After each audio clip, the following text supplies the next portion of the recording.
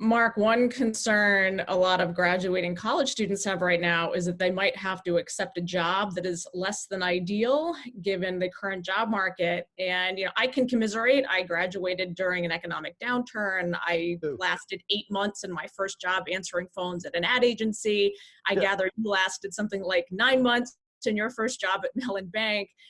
So how should new grads approach their first job so they don't get stuck in a dead-end career? So a couple things. One, you just spent 4 years most likely paying to get taught, right? Paying to learn. Your first job is about getting paid to learn. It doesn't have to be perfect, and it doesn't have to be a career. It can be. It's just your chance to dip your toes into the workforce. And so, don't look for the perfect job, because if you're only there 9 months answering phones at an ad agency, you probably made some of your best friends ever, right? You're probably still friends with those people. You probably learned about the ad agency business. You learned about different people, even though it wasn't the optimal scenario for you. When you look back, you probably reflect and say, you know what, I learned this, this, this, and this. And you got paid to do it. And so that's what I tell people. The first job just needs to be a job. You just need to get paid. And then you'll learn more about yourself within a professional or corporate environment or startup environment, whatever it may be. And then, you can still start looking for your next job the minute you get your first job, because in today's environment, people don't look for careers. You're always a free agent and you're trying to pick up skills. So even if you're a liberal arts major, by going into a business environment, you're going to learn from the people around you and pick up new skills. Then you'll also learn more about yourself and where you fit and where you don't fit.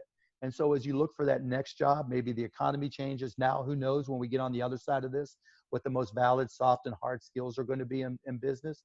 But you'll have a better understanding of yourself. So then when you're taking that next job, or even looking for what potentially could be the next job, you'll be a little bit smarter. Then your third job, you'll be a little more smarter. Then your fourth job, you'll be a little more smarter. And you may go through 10 jobs. But every step of the way, hopefully you'll get a little closer to where you want to go, and you'll find out more about yourself. It's almost like dating, right? The person you want to date when you're 19 is a whole lot different than the person you want to date when you're 22, 25, 30, 35, whatever it may be. And jobs are no different. So a few years ago, you went on record saying that in the future, liberal arts degrees will be more valuable than Right. technical ones. Do you still feel that way? Absolutely. So the basis of that was, the most impactful technology right now is artificial intelligence. If you compare AI to the impact of the internet, the impact of the semiconductor, the impact of mobile computing or cloud computing, AI dwarfs it.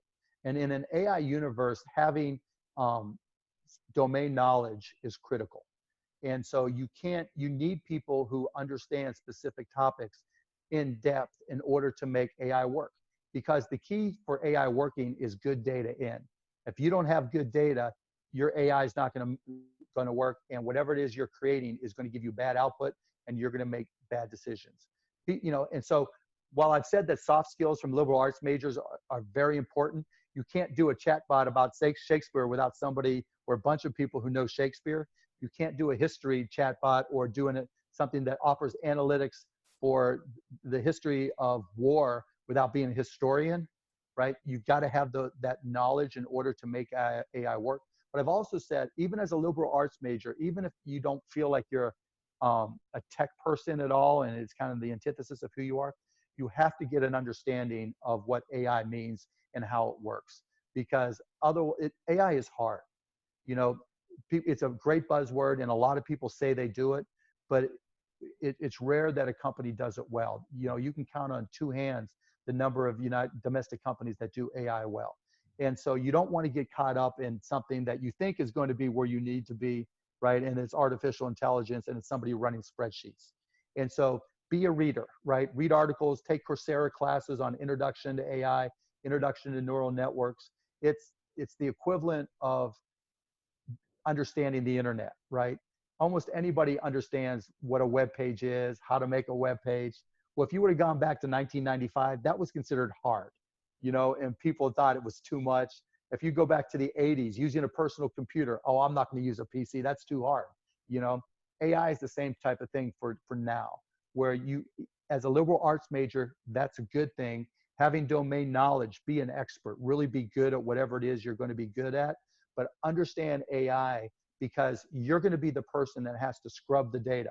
You're going to be the person that has to remove the bias from the data. You're going to be the person that has to know what's a good source of information about, say, Shakespeare or the history of war versus somebody else, because the technologists are not going to be able to do that.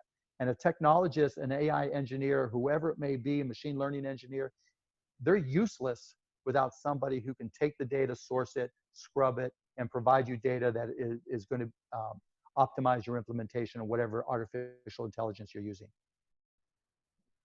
So economic and job volatility are not going to go away. No. How can people best evaluate risk and reward when they consider different industries or different opportunities? That's tough, right? I mean, more than anything else, you got to get lucky. You know, you got to know what you want to do, what you can be, what can you be good at? You know, to me, the definition of success isn't how much money you make. Like when I was living 6 guys in a 3-bedroom apartment, sleeping on the floor, and I was happy. I was broke. I was, you know, I was gaining weight. Mark? What's that? Was that last year? Yeah, 2 years ago. Okay. You know, and I was eating mustard and ketchup sandwiches and going to bars, and 1 year, you know, 1 beer and 10 pounds of fried mushrooms. But I love my life, and you're just going to have to just figure out what it is that makes you happy. And what I've always told people is find something you love to do and then be great at it. If you can do that, you're going to be successful no matter what. And if you can be really, really great at it, chances are you're going to find a way to make a lot of money from it.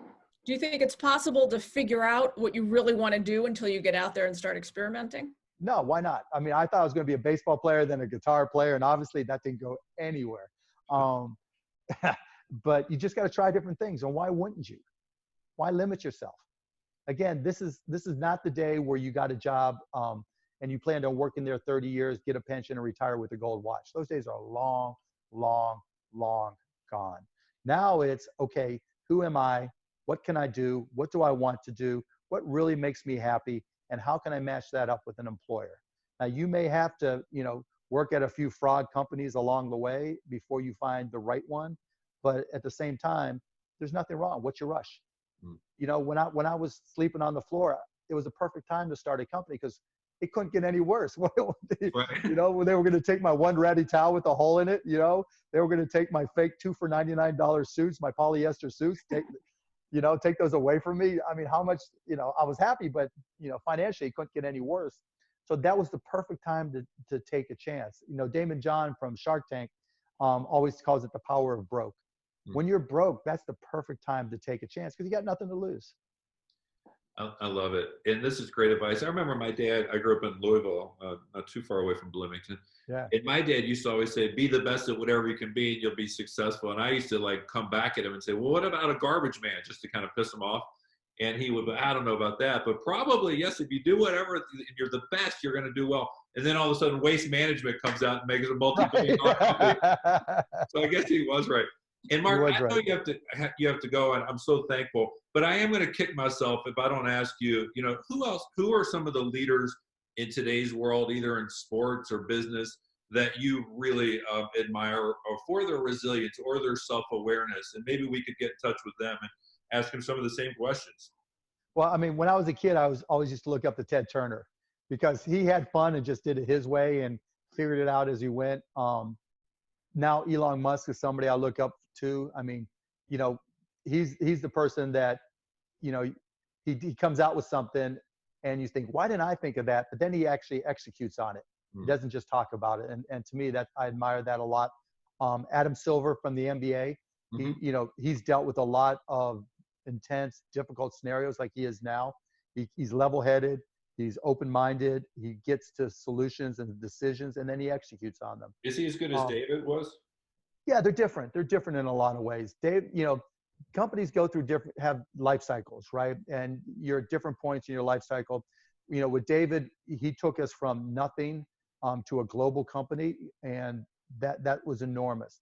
Now that we're global, Adam, you know, and we're living in a social media world, Adam has different responsibilities. And, you know, the generation of players today was different than the generation of players, the Patrick Ewings and the Michael Jordans when David took over. As you're saying that, is it somewhat similar to kind of the Steve Jobs, Tim Cook transition?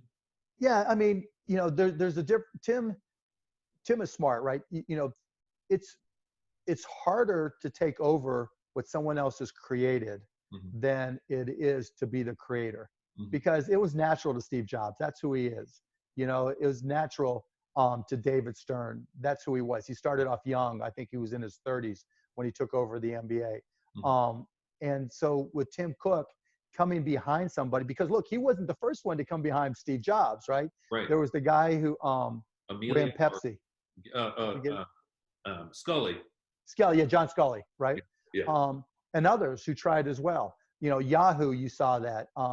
You're seeing it a little bit now in Google, but I mean, they're still doing well, obviously. But yeah, it's hard to take over what someone else has created. And that's a different skill set. And so I give all those folks, Tim Cook in particular has just done a phenomenal job. Thank you, Sharon. Great questions from both you guys. And hey, I just got to put in the plug. Friday night on ABC's Watch Shark Tank. Next time I'll come on, we'll talk about what happens behind the scenes on Shark Tank. Yeah, we'll try to recruit a bunch of the students that are having entrepreneurial bent and send them your way, Mark. Hey, bring them on. Let's go.